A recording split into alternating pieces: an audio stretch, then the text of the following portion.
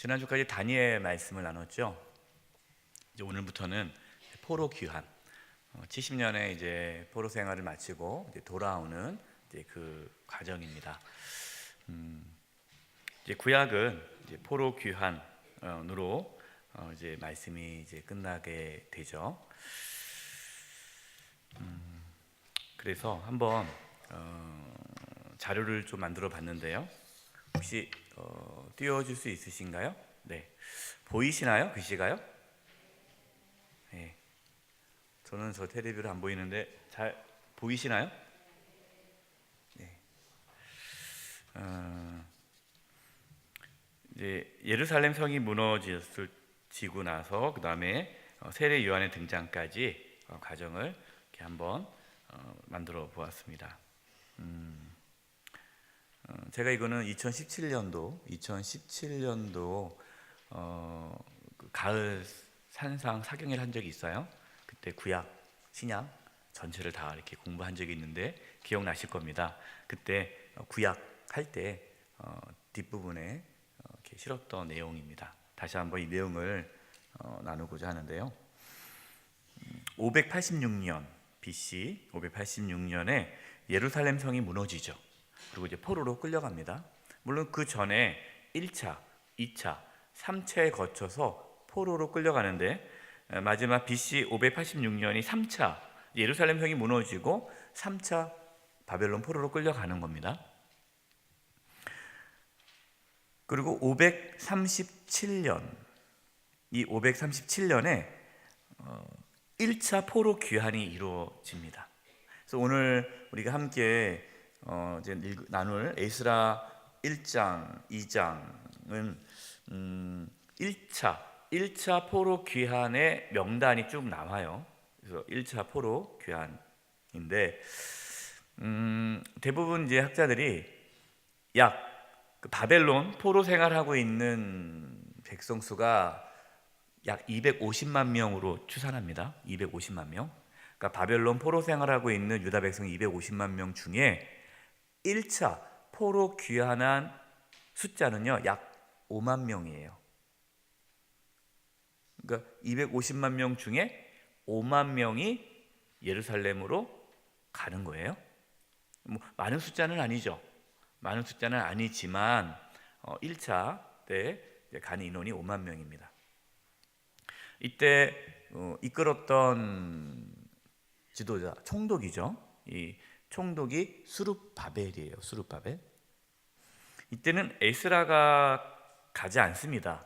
그래서 오늘 우리가 읽은 에스라 1장은 과거의 내용을 기록해 놓은 거죠. 그러니까 에스라가 가진 않았고 1차 포로 귀환했을 때의 그때 상황과 그 내용들을 지금 다시 기록하고 있는 거예요.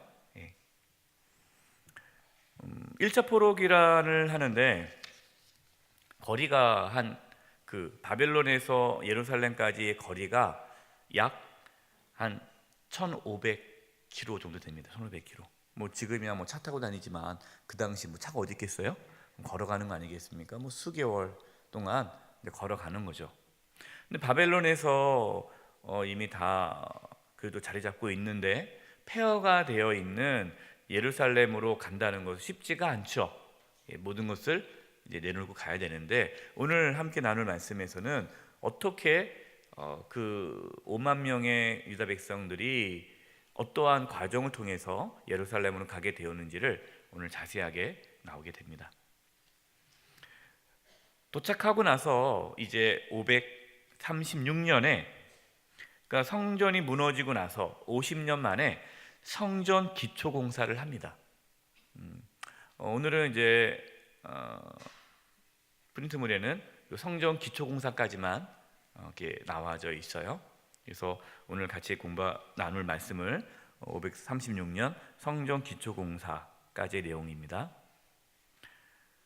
성전 기초 공사를 하고 이제 성전을 짓는데 방해하는 세력들이 있어요. 뭐 당연히 그 기존에 그 주변에 살고 있던 그 사람들이 이 유다가 다시 세워지는 것을 방해하는 겁니다. 그래서 성전을 못 짓게 해요. 그래서 약 16년 동안 16년 동안 성전이 건축이 중단됩니다. 너무 힘든 거예요. 경제적으로도 힘들고 여러 가지 위협도 있고, 그래서 처음에는 성전을 짓고자 하는 열망이 대단했지만 여러 가지 문제를 겪은 다음에 성전 짓는 걸 중단해요. 그래서 그때 하나님께 선지자를 보내죠. 그 선지자가 학개와 스가랴 선지자를 보내서 그 학개와 스가랴를 통해서 다시 격려하고 힘을 주고, 그래서 다시 성전을 재건하도록. 그래서 16년 후에 520년에 성전 건축이 재개돼서 516년에 성전을 봉헌합니다. 그러니까 연수를 계산해 보면 예루살렘 성이 무너지고 나서 약 70년 만에 다시 성전이 봉헌되는 거예요. 그래서 70년 만에 돌아올 것이다라는 그 70년의 기준이 성전 기준입니다. 성전이 무너지고 성전이 세워지는 그 시점이, 그 사이가 70년이에요. 그러고 나서 이제 성전이 지어졌습니다. 근데 성전 지어졌으면 뭔가가 달라질 줄 알았어요. 이제 성전도 있겠다, 하나님께서 엄청난 축복을 부어줄 줄 알았는데 여전히 힘든 거예요. 여전히. 그래서 이 유다 공동체가 점점 힘이 약해집니다. 약 58년 동안 그렇게 무기력하게 이 힘이 빠지게 돼요. 이때 우리가 알고 있는 그 에스더 왕비 이야기 있지 않습니까? 이 에스더가 요 시점에서 왕비로서 활동했을 때예요. 그리고 이제 458년, 그때 포로 2차 귀환이 있습니다. 포로 2차 귀환. 이때가 지도자가 누구였습니까? 에스라. 그러니까 오늘 우리가 함께 읽은 이 에스라, 학자 겸 제사장인 이 에스라가 2차 포로 귀환을 하는데, 그때 데리고 오는 사람은 약 2,000명이에요. 많지가 않죠. 2,000명. 그래서 2,000명의 사람들 데리고 이제 포로 귀환을 합니다. 이 에스라 학자 겸 제사장이 에스라가 한 역할은 뭐냐면, 성전은 지어졌지만 지금 유다 공동체에 말씀이 없어요. 말씀이. 그래서 신앙훈련, 영적인 각성을 합니다. 그래서 에스라가 말씀을 전하고 그 말씀을 듣고 회개하고 다시 그 말씀으로 유다 공동체가 회복이 되어지죠. 이제 그쯤에 14년 2차 포로 귀환이 있고 나서 14년 동안에 예루살렘 성벽이 무너집니다. 계속 끊임없이 계속 공격을 해오고 있는 거예요, 주변 국가들이. 그래서 이제 무너지고 다시 이제 어려움이 있을 때에 14년이 지난 444년 제 3차 포로 귀환이 있죠. 그때 느헤미야가 지도자가 되어서 옵니다. 그래서 느헤미야가 성벽을 재건하고 에스라와 함께 유다 공동체를 든든히 세워가죠.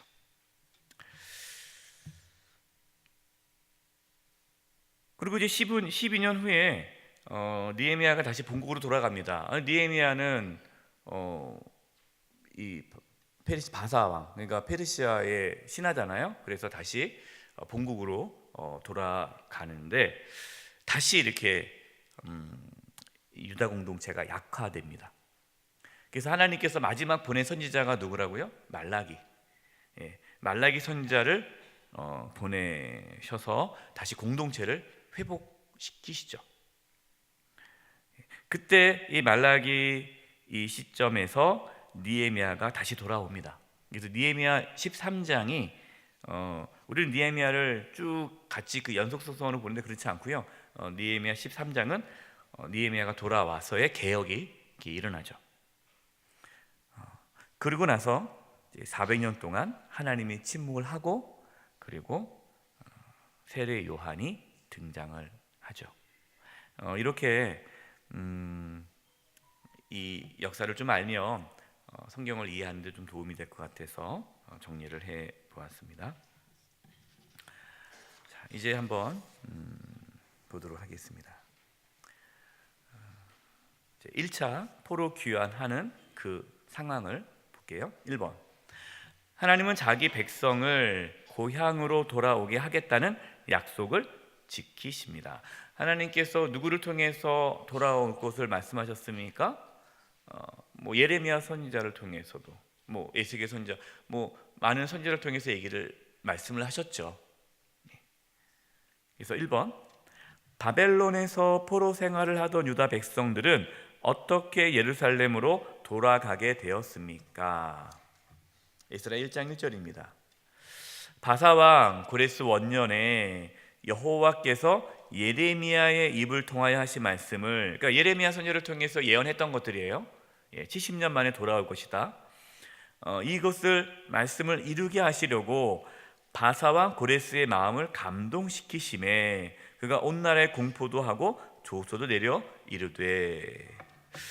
어떻게 유다 백성들이 예루살렘으로 돌아오게 됐습니까? 그들이 노력을 했습니까? 고국으로 들어가려고 뭔가 이렇게 활동을 열심히 했습니까? 누가 하신 거예요? 하나님께서 누구에게? 바사왕 고레스 마음에 감동을 주셨다는, 감동을 주셨어요.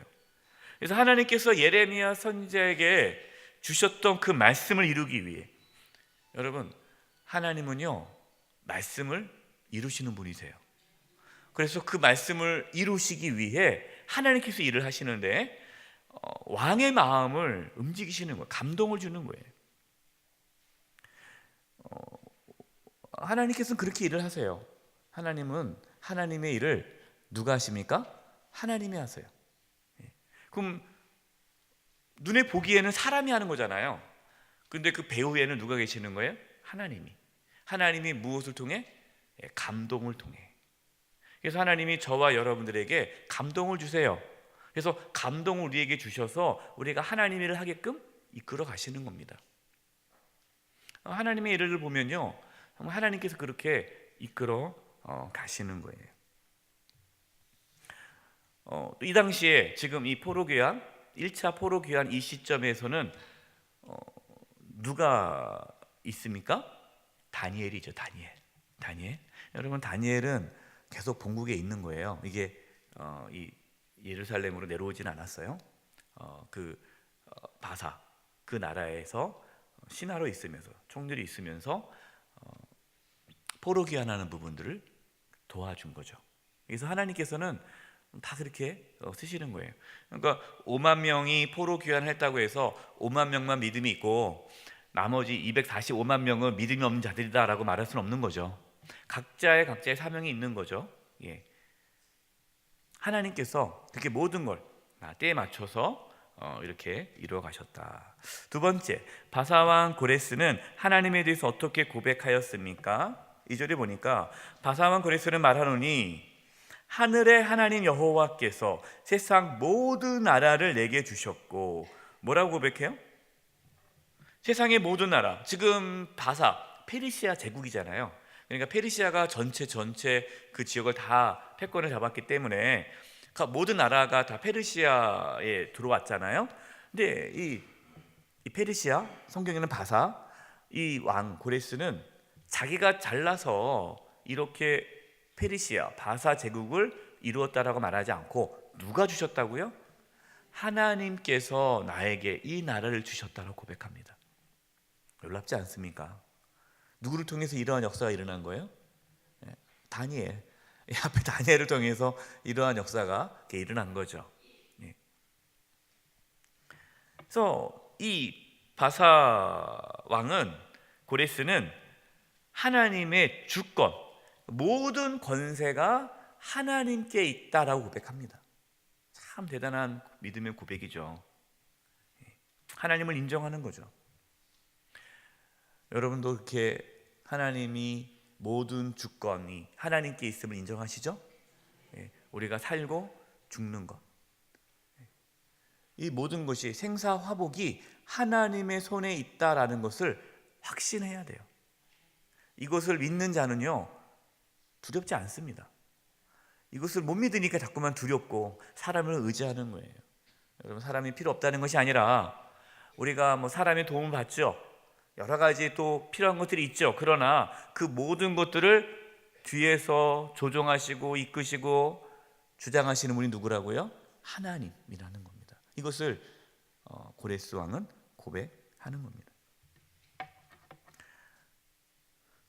2절에 보니까 또 이렇게 얘기하고 있어요. 나에게 명령하사 유다 예루살렘에 성전을 건축하라 하셨나니. 네. 세 번째, 하나님께서 무엇을 말씀하셨습니까? 하나님께서 무엇을 말씀하셨어요? 성전 건축을 하라. 고레스 왕에게 성전을 건축하라. 성전이 상당히 중요합니다. 지금 이제 에스라에서도 그렇고 또 뭐 그 전에 포로 귀환했을 때도 그렇고 하나님께서 예루살렘으로 유다 백성들을 보낸 이유는 성전 건축을 위해서예요. 그래서 하나님께서 그 일을 하시는 거예요. 그래서 왕에게 성전을 건축하라라고 말씀하셨어요. 그래서 이제 왕이 뭐라고 합니까? 3절에 보세요. 이스라엘의 하나님은 참 신이시라. 하나님이 참 신이시라. 너희 중에 그의 백성된 자는 다 유다 예루살렘으로 올라가서 이스라엘의 하나님 여호와의 성전을 건축하라. 그는 어디에? 예루살렘에 계신 하나님이시라. 물론 하나님이 뭐 다 계시죠. 그러나 특별히 하나님께서 선택한 그곳 예루살렘에 하나님께서 다시 성전을 건축하라 말씀하셨고 자기한테 또 유다 백성들에게 사명을 준 거예요. 그러니까 유다 백성들은 포로 귀환을 하는 이유는 성전을 재건하기 위해서예요. 그리고 4절을 보겠습니다. 그 남아있는 백성이 어느 곳에 머물러 살든지. 남아있는 백성이 누굴까요? 유다 백성들, 포로 생활하고 있는 유다 백성들이 각 성읍마다 흩어져 있을 거 아니겠습니까? 그래서 이 전체 다 이 페르시아 지역 안에 흩어져 있어요. 이렇게 흩어져 있는데 그곳 사람들이 누구죠? 4절에 지금 이 유다 백성들과 함께 있는 다른 페르시아 사람들을 말하는 거예요. 다른 그 유다 사람들 말고 그 지역에 있는 그곳 사람들, 원주민이죠. 그러니까 페르시아인들이죠. 그 사람들이 마땅히 은과 금과 그 밖의 물건과 짐승을 도와주고 그 외에도 예루살렘에 세울 하나님의 성전을 위하여 예물을 기쁘게 드릴지니라 하였더라. 참 놀라운 거예요. 뭐가 지금 연상이 됩니까? 이스라엘 백성들이 애굽에서 출애굽할 때에 돈이 없잖아요. 가진 게 없잖아요. 그렇죠? 그때 이스라엘 백성들이 나올 때 무엇을 갖고 나왔습니까? 뭔가 각 금과 은과 폐물들을 귀한 것들 다 가지고 나왔어요. 왜냐하면 그 애굽 사람한테 줬단 말이에요. 그냥 가져가라고, 제발 좀 나가달라고 해서 줬어요. 종들이 무슨 돈이 있겠어요. 종이 무슨 금이 어디 있겠어요. 그래서 출애굽할 때에 이 애굽 사람들이 빨리 좀 나가달라고, 왜냐면 재앙 때문에 힘드니까 그렇게 해서 이거를 가지고 나왔거든요. 그래서 그거 가지고 이제 하나님의 성전을 그 성막을 짓는데 또 여러 가지 성전 성막의 기구들을 만드는데 쓰지 않았습니까? 이것도 마찬가지예요. 바벨론 포로 생활하고 있는 얼마나 돈이 있겠습니까? 그러니까 그 주변에 있던 그 원주민들이, 돈이 있는 자들이 지금 이제 예루살렘을 내려가는 그 유다 백성들에게 기쁨으로 즐겁게 힘껏 후원해라, 이렇게 왕이 명령하고 있는 거예요.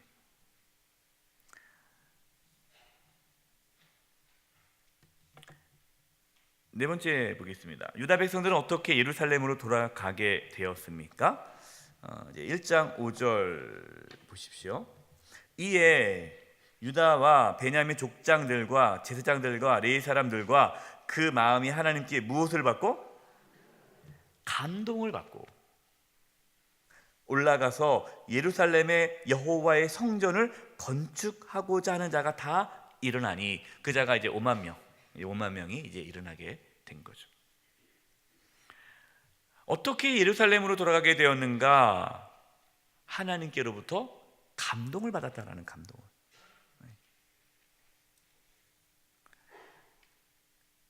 왜 돌아왔습니까? 예루살렘 성전을 건축하기 위해서.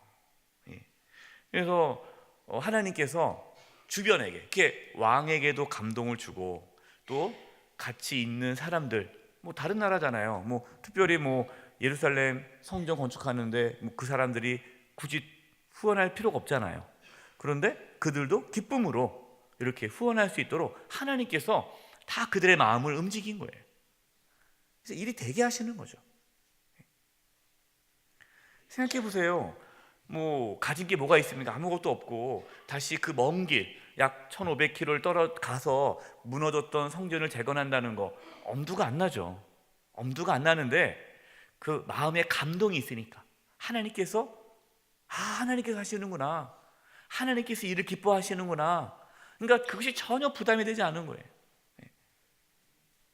가기 싫은데 억지로 5만 명 뽑아가지고 선착순이 아니라 이제 착출해가지고 5만 명을 간 것이 아니라 감동받은 자. 다섯 번째 보세요. 하나님께서는 예루살렘 성전 건축을 위해 어떻게 하셨습니까? 에스라 1장 8절 보세요. 바사왕 고레스가 창고지기 미드르다에게 명령하여 그 그릇들을 꺼내어 세워서 유다 총독 세스바살에게 넘겨주니. 그러니까 창고, 왕실에 있는 창고에 있는 그릇들을, 금그릇, 은그릇, 귀한 것들을 이제 주라는 거예요. 창고문을 열어가지고 내놓는 거예요. 11절에 보니까 금, 은 그릇이 모두 5,400개라. 사로잡힌 자를 바벨론에서 예루살렘으로 데리고 갈 때에 세스바살이 그 그릇들을 다 가지고 갔더라. 그래서 하나님께서 바사 왕에게도 감동을 주시고, 또 그 원주민들, 그 페르시아 사람들에게도 감동을 주시고, 또 유다 백성들에게도 감동을 주셔서 그 모든 인들을 어떻게 해요? 기쁘게, 즐겁게, 감사하게 그 일을 하도록 하나님께서 이끄셨다라고 말씀하고 있어요. 지금 에스라를 기록하고 있는 이 시점이 2차 포로 2차 귀환이잖아요. 그렇죠? 예. 그러니까 성전을 짓고 지금 수십 년이 지나서 무기력하게 빠져 있는 그 백성들에게 다시 그걸 깨닫게 해주는 거예요.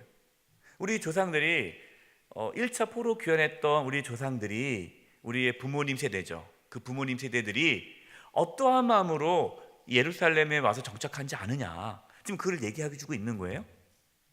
지금 이 에스라의 이 시대에 있는 사람들은 아주 어릴 때 오거나 여기 와서 태어났을 거 아니겠어요? 그렇죠? 예, 그러니까 이 어떻게 1차 포로 귀환이 어떻게 되는지 잘 모른단 말이죠. 그러니까 이 역사를 통해서 알게 되는 거고, 이제 그걸 통해서 우리 할아버지가, 우리 아버지께서, 어머니께서 이러한 마음으로 내려와서 예루살렘 성전을 건축했구나. 우리도 이렇게 힘들게 기쁨으로 자원하는 마음으로 감동받고 세워진 이 성전에서 다시금 우리가 회복해야겠구나라는 결단을 갖게 되는 거죠. 하나님은 지금도 그렇게 일을 하십니다.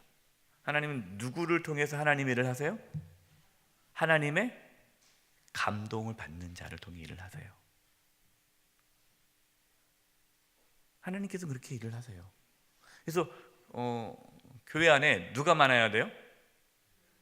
감동받는 자들이 많아야 돼요. 하나님의 감동. 이런 분들이 계세요. 목사님, 제가 기도하는 가운데 하나님께서 이런 마음을 주셔서 제가 이 부분을 감당하고 싶습니다. 이런 분들이 우리에게 참 많이 계세요. 그런 분들이 많이 계시니까 우리 교회가 이렇게 아름답게 성장해 온 거예요. 다 감동 없이, 다 감동을 안 받고 다 시켜서 일을 한번 해본다고 생각해 보세요. 여러분 얼마나 힘들겠습니까? 근데 다 기쁨으로, 자원해서 감동으로 일을 하니까 즐겁고 감사하고 기쁘고, 또 그 가운데 하나님의 역사가 나타나는 거예요. 그래서 하나님의 일은 하나님께서 주시는 감동으로 해야 된다. 저와 여러분 늘 하나님의 감동이 우리 가운데 부어지길 바랍니다. 하나님 주시는 감동으로, 감사함으로, 기쁘게 즐겁게 헌신하는 마음으로 주의 몸된 교회, 또 하나님께 우리에게 주신 가정, 또 우리에게 주신 사명들을 이루어갈 수 있기를 축원합니다. 두 번째, 하나님의 백성은 예배를 최우선으로 삼습니다. 예루살렘에 돌아온 백성들은 무엇을 하였습니까? 교재 보겠습니다. 에스라 3장 3절에서 4절 시작. 무리가 모든 나라 백성을 두려워하여 제단을 그 터에 세우고 그 위에 아침 저녁으로 여호와께 번제를 드리며 기록된 규례대로 초막절을 지켜 번제를 매일 정수대로 날마다 드리고. 무리가, 이 무리는 누구죠? 이제 포로 교환한 5만 명의 유다 백성들이 누구를 두려워합니까? 모든 나라 백성을 두려워하여. 왜 두려워할까요? 왜 주변에 있는 나라들의 백성들을 왜 두려워할까요? 지금 예루살렘 성전이 지어졌습니까? 안 지어졌습니까? 안 지어졌잖아요. 성벽도 없잖아요. 지금은 무방비 상태예요. 옛날에는 그 성을 쌓고 또 성벽 안에서 살아야 보호를 받잖아요. 그리고 지금 5만 명이 그 인원이 군대가 있습니까? 뭐가 있습니까? 아주 작잖아요. 그러니까 만약에 주변 나라, 주변에 있는 다른, 그러니까 페르시아 말고 다른 또 나라들이 쳐들어올 수가 있는 거죠. 쳐들어오면은 다 빼앗기는 거고 죽는 거예요. 그러니까 지금 이 예루살렘으로 돌아온 유다 백성들 마음에는 뭐가 있어요? 두려움이 있는 겁니다. 언제 적이 쳐들어와서 죽일지 몰라요. 자, 그러면 뭐부터 해야 되겠어요? 빨리 성벽을 쌓거나 아니면은 군사 훈련을 시키거나 이렇게 막 해야 되는데, 제일 먼저 뭘 합니까? 두려워하여 제단을 그 터에 세우고. 제단이 뭐예요? 하나님께 예배를 드린다는 거예요. 두려운데 예배를 드린다는 거예요. 뭘 의미하는 겁니까? 이 모든 것을 하나님께 맡기고 나가는 거죠. 하나님이 최우선순위가 되는 거예요. 하나님께서 지켜주셔야 되기 때문에 하나님께 예배하는 거예요. 그러니까 하나님을 예배하는데 온 힘을 기울인 겁니다. 여러분, 우리의 삶도 마찬가지입니다. 여러분, 우리의 삶이 얼마나 두렵습니까? 우리가 살아가는데 우리가 안전하게 살아가지 못하잖아요. 건강의 문제도 있고요, 재정의 문제도 있고요, 관계의 문제도 있고, 우리 자녀의 문제, 부모님의 문제, 우리 삶에 얼마나 많은 염려거리가 있겠습니까? 근데 우리가 어디에 힘을 써야 돼요? 하나님께 예배하는 데 힘쓰라는 거예요. 하나님께 예배하는 데 힘쓴다는 것이 하나님을 최우선순위로 두고 하나님을 의지하고 하나님을 바라보라는 거죠. 여기 보니까 4절에 기록된 규례대로 그랬습니다. 기록된 규례대로. 그러니까 자기 마음대로 예배드리는 것이 아니라 하나님의 말씀에 순종함으로 예배를 드렸어요. 하나님 중심인 거죠. 여러분, 예배 중심이다라는 것은요, 하나님 중심을 살으라는 거예요. 예배가 뭡니까? 하나님을 만나고 하나님을 높이고 하나님께 집중하는 게 예배잖아요. 단순히 예배를 드리는 그 행위가 중요한 게 아니고요, 하나님께 집중하는 게 중요한 거예요. 그러니까 돌아온 유다 백성들은 하나님께 집중했습니다. 여러분의 삶의 우선순위가 뭡니까? 여러분이 가장 중요하게 여기고 이것은 내가 절대 놓쳐서는 안 되고 가장 첫 번째로 두는 게 뭡니까? 바로 하나님이 첫 번째 우선순위 되기를 바랍니다. 하나님께 집중하셔야 돼요. 그것이 우리가 살 길이고, 그럴 때에 하나님의 인도하심과 보호하심을 받아요. 두 번째, 유다 백성들은 어떠한 마음으로 예배를 드렸습니까? 에스라 3장 5절 시작. 그 후에 항상 드리는 번제와 초하루와 여호와의 모든 거룩한 절기의 번제와 사람이 여호와께 기쁘게 드리는 예물을 드리되. 억지로 드렸나요? 예배를? 기쁨으로 하나님께 예물을 드리며 하나님께 예배를 했어요. 우리는 기쁨으로 예배를 드려야 되죠. 그럼 우리는 어떻게 예배를 드려야 되느냐? 세 번째, 하나님은 우리가 어떤 예배를 드리기 원하십니까? 로마서 12장 1절과 2절. 그러므로 형제들아, 내가 하나님의 모든 자비하심을 너희를 권하노니 너희 몸을 하나님이 기뻐하시는 거룩한 산 제물로 드리라. 이는 너희가 드릴 영적 예배니라. 너희는 이 세대를 본받지 말고 오직 마음을 새롭게 함으로 변화를 받아 하나님의 선하시고 기뻐하시고 온전하신 뜻이 무엇인지 분별하도록 하라. 하나님께서 원하시는 예배는 단순한 예배 행위가 아니에요. 당시에 모든 신들에게 제사를 지낼 때 신전에 가서 제사를 지내지 않습니까? 신전에 가서.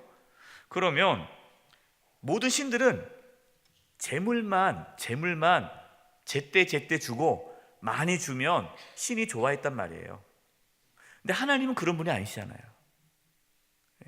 말라기 시대 때도 그 말씀 나오지 않습니까? 내가 너희의 그 제물을 받고 싶지 않다. 성전 문을 닫을 자가 있었으면 좋겠다. 사울 왕에게도 그런 얘기했잖아요. 내가 수양의 기름을 좋아하겠느냐? 순종이 제사보다 낫고. 그러니까 하나님께서 원하시는 예배는 단순한 예배적인 행위가 아니라 그 예배 가운데 하나님 앞에 굴복하는 순종이고, 하나님을 높이는 거고, 하나님을 바라보는 거죠. 하나님을 의지하는 거고요. 그래서 우리가 주일 예배를 주일 성수를 했냐 안 했냐, 그것보다 더 중요한 것은 우리가 지금 어떠한 마음으로, 우리가 지금 삶에서 어떠한 모습으로 살아가고 있느냐. 내 삶 속에서 하나님을 의지하고 하나님을 바라보고 하나님 중심적으로 하나님 말씀에 순종하며 몸부림치며 살아가는 그것이 예배예요. 또 주일 예배는요, 우리가 구별해서 하나님 앞에 우리의 모든 삶의 주인은 하나님이시고, 내 시간의 주인은 하나님이시고, 내 삶의 주인은 하나님이심을 고백하고 인정하는 시간이 주일이거든, 주일성수거든요. 그래서 주일성수가 중요한 것은 단순히 주일성수를 지키는 게 중요한 것이 아니라, 주일성수를 지킨다는 것은 뭐예요? 하나님을 우선순위 둔다는 거예요. 근데 바쁘면 빠지고, 또 이거면 또 빠지고, 시간 되면 나오겠다. 이것은 삶에 있어서의 우선순위가 하나님이 아닌 거죠. 그래서 주일성수가 중요한 거지 단순히 주일성수가 중요한 건 아니에요. 하나님은 우리의 마음을 받으십니다. 우리가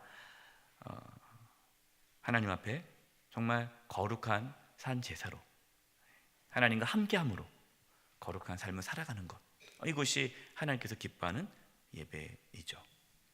세 번째, 하나님의 백성은 주님의 선하심을 선포합니다. 1번, 예루살렘 성전 건축을 시작할 때에 무엇으로 시작하였습니까? 에스라 3장 10절 11절.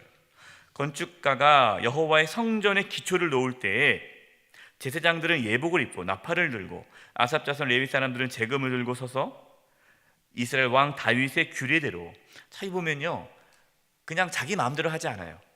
유다 백성들이 규례대로, 이 규례대로라는 것은 하나님의 말씀대로라는 뜻이에요.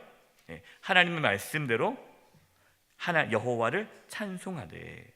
11절, 찬양으로 화답하며 여호와께 감사히 이르되 주는 지극히 선하심으로 그의 인자하심이 이스라엘에게 영원하시도다 하니, 모든 백성이 여호와의 성전 기초가 놓임을 보고 여호와를 찬송하며 큰 소리로 즐거이 부르며. 그러니까 무엇으로 시작했습니까?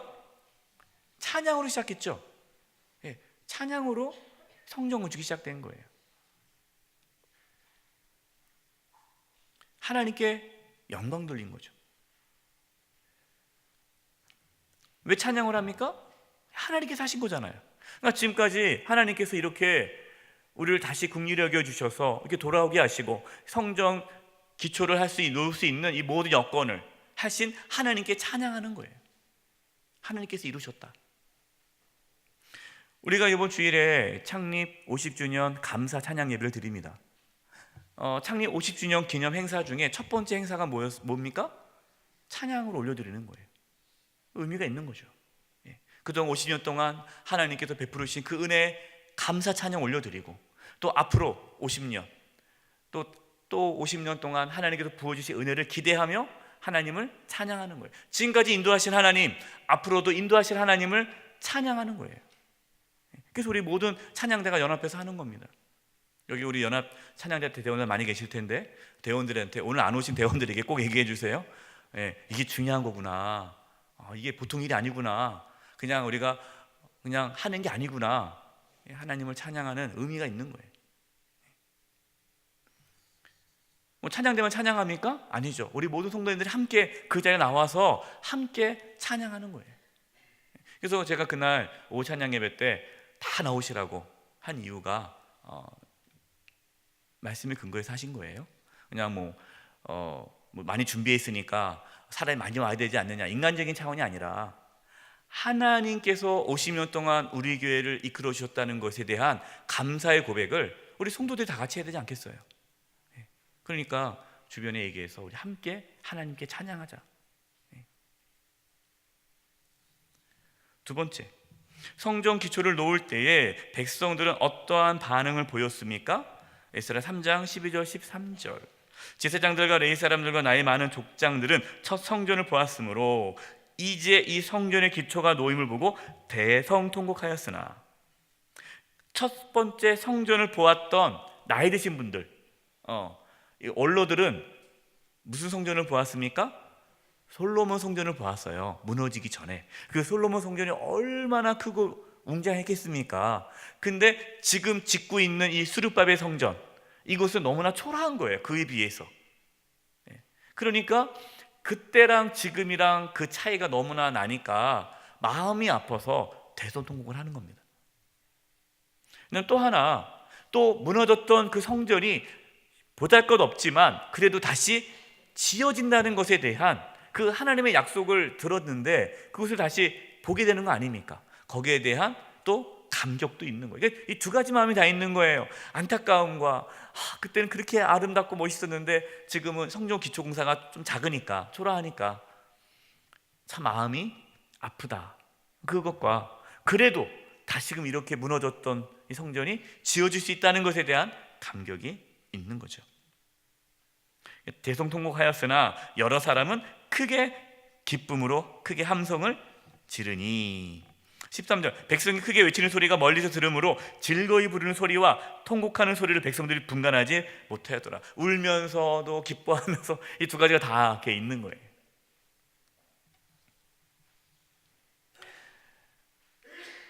하나님께서는 하나님의